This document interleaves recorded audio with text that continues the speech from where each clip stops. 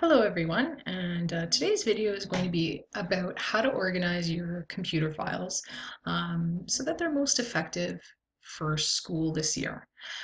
So what you'll see in front of you here is my computer screen with my dog Gizmo, and to the left you'll see my utilities. So my recycle bin, my assistive text such as Draft Builder, Dragon Naturally Speaking, etc.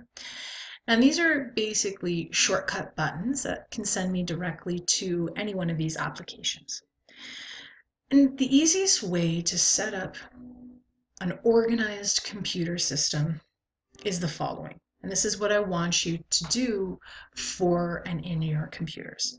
So you want to set up a series of files.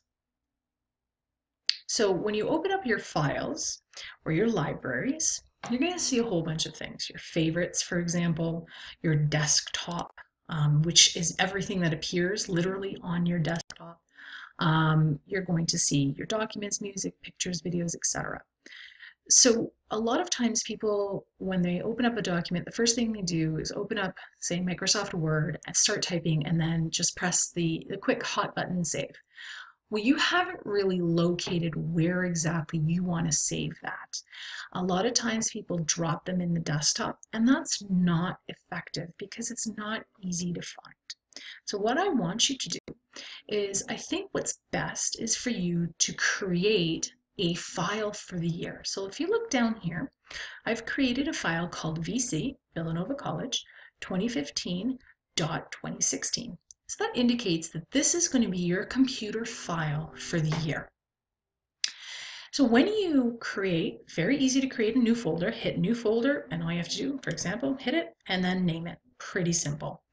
So once you've created that name, then inside the folder, when you double click it, you create new folders. And these folders are subject specific. So for example, math 1516, geography, science, religion, learning strategies, English, phys ed, or art. Each subject should have its own folder. It becomes easier to categorize your notes as you take them if they have specific locations within your computer. So let's say, for example, you wanted to create a document and it's, for example, geography. Geography lesson 1, um, uh, the, the map of Canada, for example. Now, instead of simply hitting this, which is what most people do, they simply hit the hot button save. If you enter and go into File and you hit Save As, what you're doing here is you're going to be telling the computer where you're saving. Yes, it's in your documents.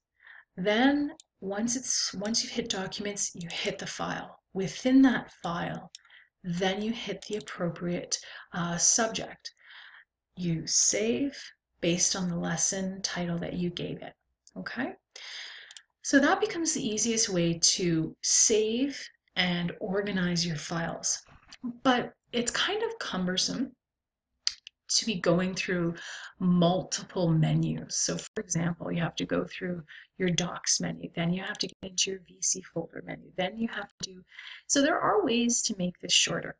Now, just a quick tip, if you're ever wondering where you are, this bar up top tells you how deep within your files you've gone. So you're in your libraries, you're in the documents section, and in the documents section, you're in the VC folder, and within the VC folder, you're in the math folder. So this is kind of your breadcrumbs or your guide to know where you are in terms of location within your computer. So let's go back to documents and let's look at the VC. We want to make it easy to access this VC folder. So if I right-clicked this VC folder, I can easily look at this series of menus, and I want to create a shortcut to it. Notice this shortcut here was created.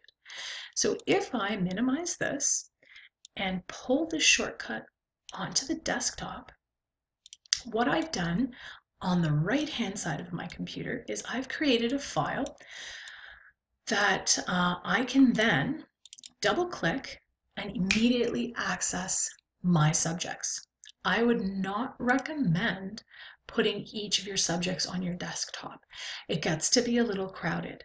One click and a second click and you're in the file. That's pretty simple. This keeps it neat and clean. So that's one way of organizing your computer. There are other ways, and if you're interested in something a little bit more advanced, by all means, come talk to me. Thanks so much for listening.